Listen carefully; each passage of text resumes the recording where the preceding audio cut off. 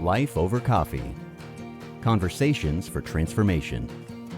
I have been working through my book titled The Talk, and it is a free book that is at lifeovercoffee.com in our store.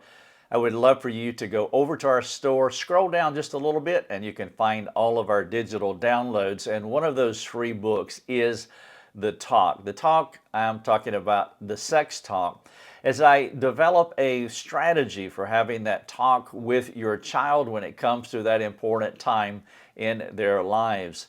For those of you who have been following the series, you know that I have built a long on-ramp to get to the talk.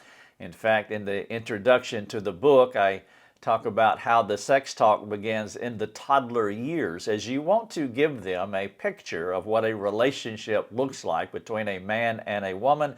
Of course, the best people to do that are the child's parents. But eventually, when they hit the ages of 10, 11, 12, 13, somewhere around there, you actually want to get into the mechanics of the talk. That 2-3 day period where you take your child away and you explain the birds and bees to them. And so what I want to do over the next 3 chapters of this book, and again you can get it in our store, is I want to break down a plan where you can have the sex talk with your child.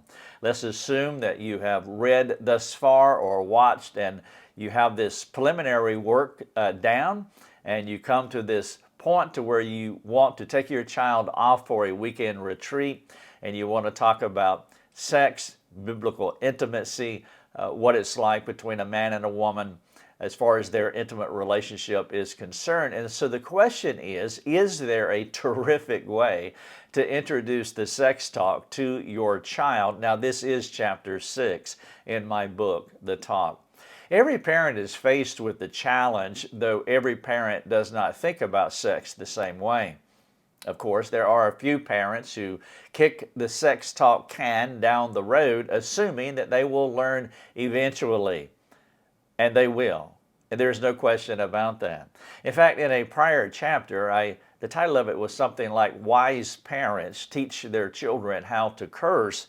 And I'm talking about a theology of language. And one of the questions that I put forth in that chapter is, who do you want to teach your children a theology of language? Specifically, who do you want to teach your children curse words, swear words? Because they will be taught. The culture will not wait for us to catch up. And if we choose to kick the can down the road, as far as language is concerned, the culture will be ready for them, and they will be ready to indoctrinate your children. Well, the same is for the sex talk. And so it behooves every parent not to procrastinate, but to study their children, to know them uniquely as each child is different from the other, and then choosing the appropriate time to have that talk with them. I suspect if you brought the sex talk up to a group of adults, there would be a mixed bag of responses. Some of the people in the group would respond with nervous laughter. Others would respond with snappy jokes. A few of them may be crude, sadly, especially if that were in a Christian community. It can be a challenge to distinguish a group of parents from a group of giddy teens when talking about sex. We speak from our experiences, and some parents' sexual history, experiences, and training were far from ordinary, pleasant, or exportable. By all means, we would not want to export some of the things that have happened to us in our childhood. And of course, I would be one of those children. Let me share with you just a few illustrations from a fictional group of friends to try to get a broader understanding of the different responses that you would run into when you bring up the sex talk. Mabel was molested as a child. She has lots of thoughts about sex, though mostly sad ones. Biff had a secret porn addiction. Most of his thoughts were disguised behind I hope I'm not found out, fear. Marge believed men were pigs, and all they wanted was sex. She shared what she thought, which was neither encouraging nor helpful. Bert believed sex was taboo. He had nervous thoughts when he shared his perspective. Mildred blushed the whole time She couldn't wait to get home. This is not the kind of conversation that she ever wants to have. Bert was crude. His perverted pleasure from the conversation contributed nothing beneficial. Some people in the group felt as though they were talking dirty, while others felt dirty. They all had thoughts, but few of them were comfortable sharing them. And it's important that we understand this when we bring up the sex talk. Because of our shaping influences, because of the things that have happened to us, especially in a fallen world among fallen people, it can distort, it can skew our lens, our presuppositional starting place when we think about the idea of sex. And so it is something that you must work on. But you must help these parents to get to the point to where they can have the best conversation possible with their children. The shame of Adam was all over the faces of my fictional group, revealing hearts that had yet to come into the practical freedom of the gospel, and they were normal Christians. The people who have the most freedom to talk about sex and the clearest perspective on sex can be the most muddled and shame-ridden about sex and sexuality. Sober talk and thoughtful discussions about sexuality are rare with Christian parents. After you compare the absurdities of the world with the maturity of God's Word, we would expect Christians to bring bold and careful counsel to the topic of sex. Our voices should not be muted, and we should not blush. God has given us the gift of clarity and wisdom, which compels us to speak into the sexual noise of our culture, and it is so loud. We should also speak into the minds of our children because they are so confused.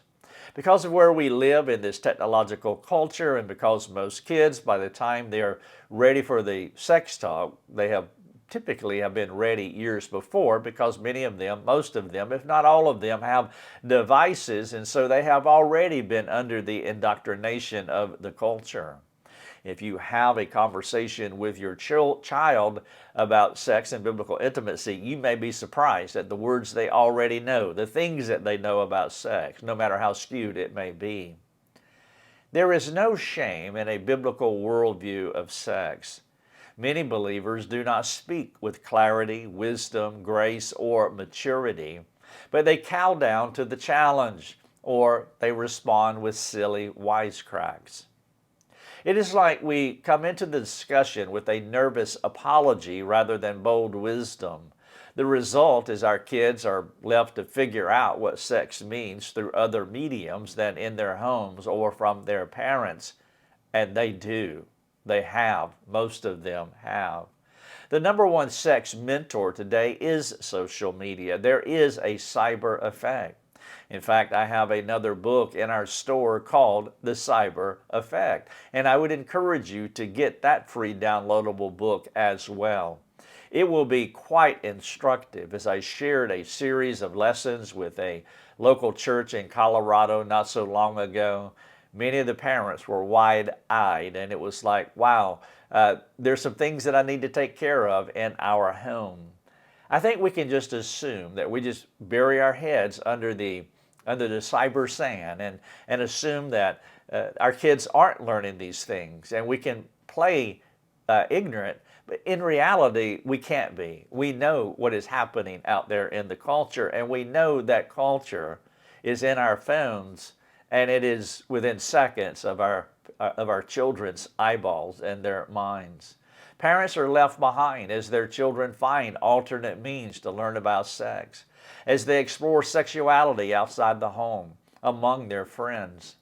Some of these explorations are at the children's volition, while other avenues are imposed upon our children because the algorithms are set up to attack. They are aggressive. It is a cyber invasion into your child's mind, whether they want to know about sex or not. If they have a device, it is 100% impossible to stay away from it. The world does not wait for stalling and stuttering parents to lead their children. There is no inhibition from the world when it comes to teaching their version of sex education. Sex is not going away because God preordained sex into how we relate to each other, which is why Satan created a rival who uses perverted temptations and tactics to twist our minds. Bad sex is born out of our shaping influences, the things that have happened to us, how our parents failed to lead us, and the poor choices that we have made. Our culture perpetuates our sex problems further through the perversion of the intrusion of the porn social contagion. This social crisis should not leave the Christian covered in the culture's sexual cyber dust. Rather than lamenting our present problems, we are called to step into our sexually dysfunctional world proactively. Sex is for the mature. Jesus came to kill and to destroy the works of the devil, and he similarly armed us to go and do likewise. We don't need another statistic about how bad porn is. We all know how bad porn is. What we need is proper training that initiates a proactive plan to talk to our children about how to live a life of purity in an impure world. The number one question that people ask about the sex talk is when to have it. I have made a case throughout this book here, The Talk, that the sexual education of our children begins before their first birthday. We begin by having sexual communications with our children before they can walk. What you don't want to do is to pretend that sex and sexuality do not exist. Sex is a relationship. Sexuality happens in relationship.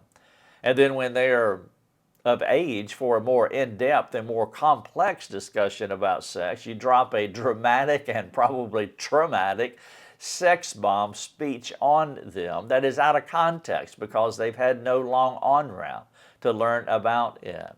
And that strategy does not help children or deepen your relationship with them. A biblical worldview of sex and sexuality needs a long, slow on-ramp that incrementally leads to appropriate, unique to each child discussions about the intricacies of intimacy. I talked about in my book, The Talk, that wise parents teach their children how to curse. Again, you want to get out in front of the culture's ways, whether it's sexual intimacy or the words that they use. I talked about how the sex talk begins in the early toddler years in the book. Also, incrementally releasing your children to the culture. Like a slow time-released capsule, the parents begin in the early years as they teach the children about the culture appropriately and biblically, of course. And then when you come to the actual sex talk, they've already had a sex education without these few aspects that you're about to lead them into. But you want to set that foundation. You want to build a strong structure and a worldview for them to understand sex and sexuality. Each child is different. It is every parent's call to customize how they communicate the sex experience to their child. Our three children are 2 years apart. They are girl, boy, and girl. God wonderfully and uniquely created each one of them. And so we scripted our approach to each one of them according to their individuality, according to their gender, of course, their maturity, their unique personality traits, their walk with God at that time, if they had a walk with God. The only similarity is that we started having the sex talk with them before they could walk. And as you can imagine, it would depend not only on whether your child is a Christian, but also on the maturity of their relationship with God. Sanctification is a process, and all of our children move at their own pace through progressive sanctification, again, assuming that your child is a Christian. If your child is not a believer, they will not be able to grasp the message the way they should because they lack the Spirit's illumination and the Bible's wise guidance. Maybe you don't know if your child is a believer. That is highly possible since that kind of assessment is subjective at best. It is even more subjective when they are young and living under your leadership. They're more than likely, if you're a Christian family, they're going to salute the flag, do what you do, go where you go, think how you think, follow you in your steps. Of course, as they get older and they begin to experience the independent stage of life, as they begin to step out and experiment, as they begin to succeed and fail, then you will find out in a more objective way if they are truly in the faith or not. Their true faith will be more measurable as they become adults living on their own. If you're unsure that they are a Christian, you can still assess their overall maturity and their responsiveness to the Word of God. Are they teachable? Are they open to the Lord's training? Or are they resistant? These type of questions are important because, again, you want to customize your sex talk with them, and you have to know your audience, and so you want to read the room, or specifically, read the heart the best you can of your child. Regardless of their spiritual temperament, the starting point for all sexual discussions is spiritual in nature, because sex is a spiritual matter first and foremost. You want to determine your child's spiritual capacity. This idea is similar to a child's ability to understand and process other things like math. Some children understand mathematics. They get it. I was not one of those children. When it came to my algebra class, Miss Eason was an adorable lady. She just seemed to have a good heart and tried her best. But I could not get it. Algebra did not come easy. It's not how my mind works. I am different from my other siblings. You have children that have a harder time grasping math concepts like me. Your child's spirituality will be similar. At the transitional age from child to adult, girls are usually more mature than boys. You will need God's insights and wisdom as you consider your child's specific needs, strengths, weaknesses, and capacities. Regardless of age, start early. I've said that over and over again. Guide the train slowly out of the station, but by all means, bring it out and get things moving. You can't kick the sex can talk down the road. You cannot procrastinate on this. You have to get out in front of your children because the culture is already there, no matter how old your children are. Let your children experience a purer version of sexuality long before they ever understand the deeper meanings of sex, especially before the culture starts indoctrinating them. You do not want the talk disconnected from your ongoing, transparent relationship with your spouse or your children. Remember, sex and sexuality is intimacy inside of a relationship. Not just in the bedroom, but also outside of the bedroom. It is how you relate to another human. You can be kind and gentle during biblical intimacy. Of course, you should be kind and gentle to your spouse outside of the bedroom. Now, I am not suggesting that as you have these conversations with your children that you have inappropriate discussions before it's time for them and for you to have them. I'm suggesting that you have a biblically appropriate, intimate, affectionate, and spiritual relationship with your spouse and your child, regardless of your child's age. Think about a relationship and then think about biblical intimacy. Well, there will be intimacy, there will be affection, there will be spirituality, there will be a number of other characteristics that are both appropriate for a relationship and also biblical intimacy, like honor and respect, kindness, gentleness, and self-control, just to name a few things. Love, obviously. Well, you want your child to experience all of those things inside the home, so that when you step into the moment of having the sex talk, they already have these things. They understand them. Visually, they have seen this kind of relationship between a man and a woman, between their parents. A child does not need to hear the talk from someone that they've never cried with, sinned against, confessed to, or talked to profoundly. By the time you get to the talk, you need a relational history with your child that is meaningful and spiritual. You don't want to parachute in with this sex talk and it's disconnected from a relationship, a biblical relationship that you have with your child. You need to be their friends as much as you need to be their parent. No matter where you are with your child, you can begin an ongoing, meaningful, and transparent relationship with them now. If you have not had this kind of relationship with them, then you can build one by walking out repentance with them. You can tell them how you have failed and how you want to change the relationship. Let them know that you have failed and that you want to create a new kind of relationship with them. Humility can go a long way. God gives favor to the humble. Your future sex talk will be a natural progression of communication within the context of doing life together.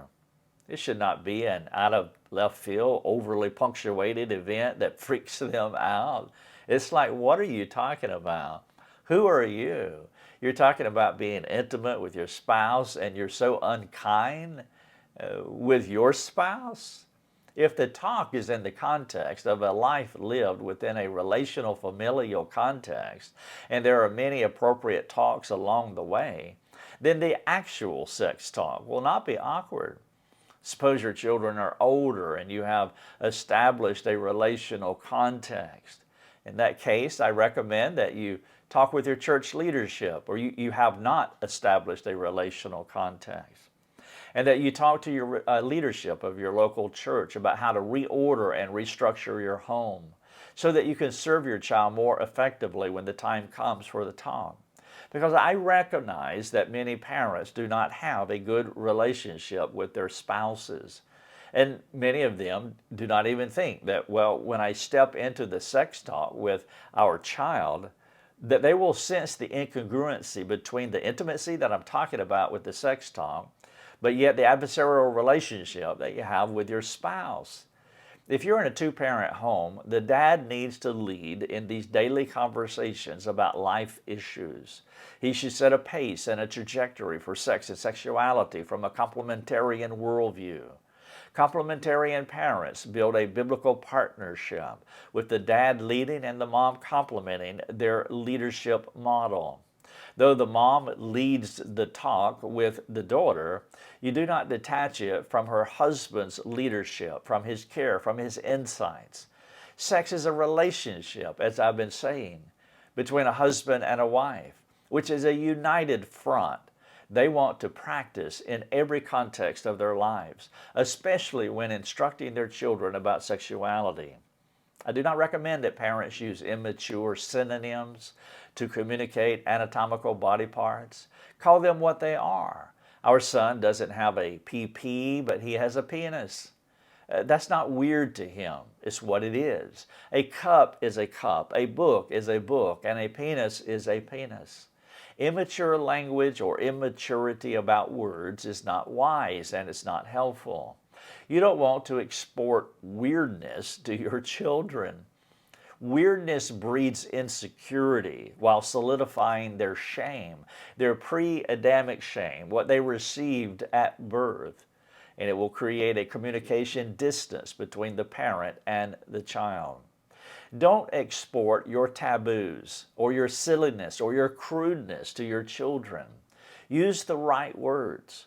As your children mature, your hope is for a seamless transition to a more in-depth and more profound sexual discussion with them. It's the idea of building blocks incrementally, being stacked one upon another. You begin with the language, which leads them to future drawn-out discussions about the act of marriage.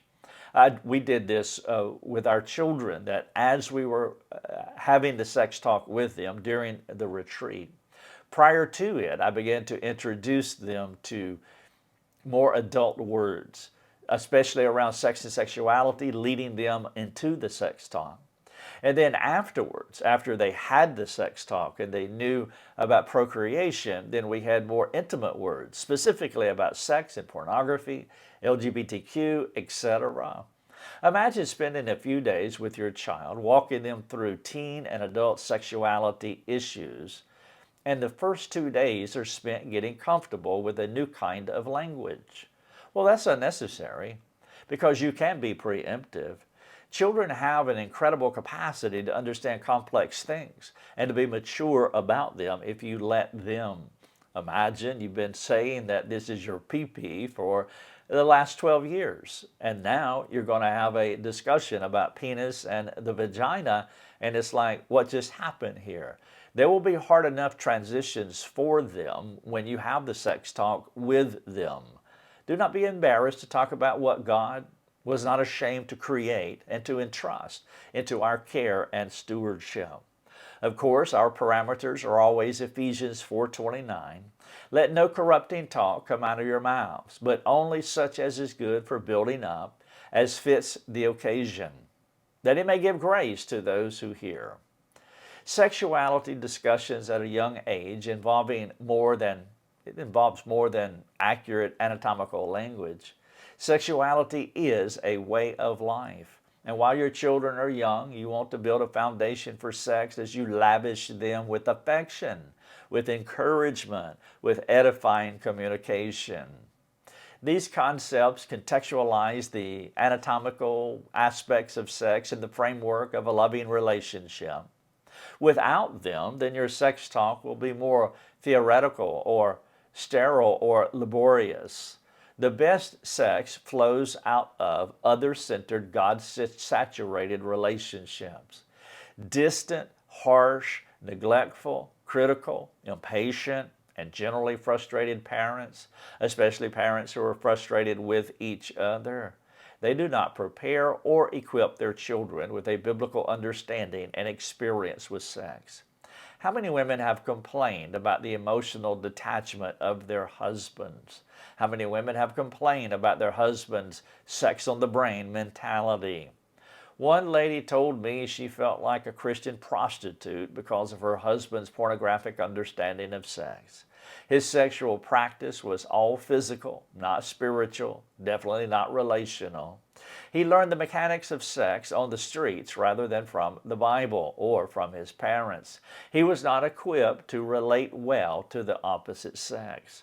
May I ask you a few questions? Do you have a biblically sexual relationship with your spouse?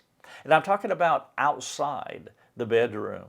Do you interact with each other with all of those attributes of gentleness and kindness and relational attachment, for example? What kind of sexual experience are you exporting to your children? What are your children learning from your sexual interactions? And again, I'm talking about outside the bedroom, because biblical intimacy is just as much inside as outside the bedroom. How is your home sexually characterized? Here are a few examples of biblically sexualized homes. Warmth, kindness, encouragement, respect, honor, serving. Is there anything you need to change about your home? If so, what is your plan to change? I would encourage you to think of these things as now we're getting into the actual sex talk. But I wanted to spend a few moments examining, looking in the rearview mirror, because if you are at that place of having the sex talk, then it is important for you to have a careful, sober-minded self-assessment of what you have been teaching them about biblical sexuality already by some of these attributes that I've laid out for you, and you can add to my list. In fact, the fruit of the Spirit would be a good 9-part list to lay out biblical sexuality in the home: love, joy, peace, etc. And if your children have been experiencing that from their parents, from the husband and the wife, then you have an excellent on-ramp built up to the actual sex talk. You have a foundation in place, a context, and so you will not be parachuting in and bringing some aberrant teaching to them that is so out of context with the relationship that they know that you have between husband and wife. If you have been doing it that well, then I do applaud you, and just pray that you would be able to transition into the sex talk, which would be the final 2 chapters of my free book, The Talk, that you can find at lifeovercoffee.com. Now, as you look in the rearview mirror and make a careful, sober-minded self-assessment of how your relationship has been with your husband and wife, between husband and wife, and you see, well, we haven't been that at all. There hasn't been, generally speaking, warmth or kindness or encouragement or respect or honor or serving. Well, you need to understand that, because your child is about to hear a conversation from either the dad or the mom. The dad would lead the son in the sex talk. The mom would lead the daughter in the sex talk.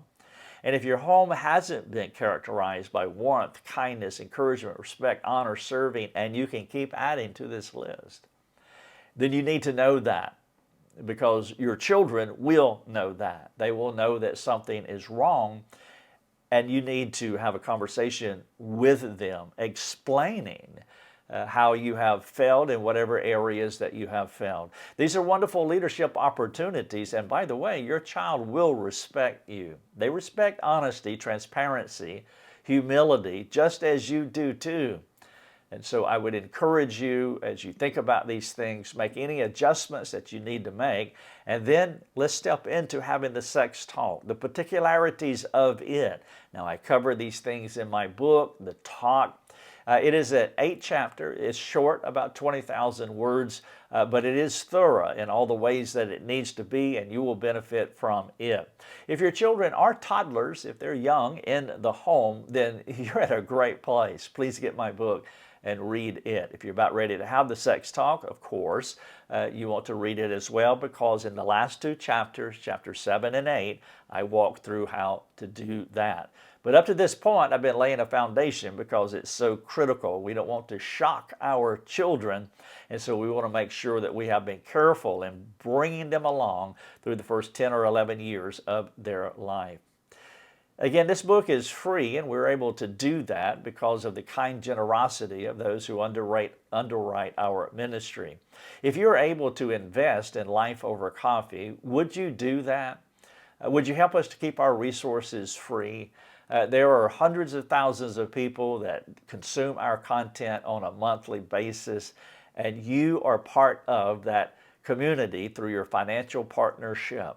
And so if you can help us by investing in our ministry, you can do that online or reach out to us, and we would be glad to talk to you about it. Please go get my book, The Talk, at lifeovercoffee.com. Thanks for joining us. Learn more and get access to other resources at lifeovercoffee.com.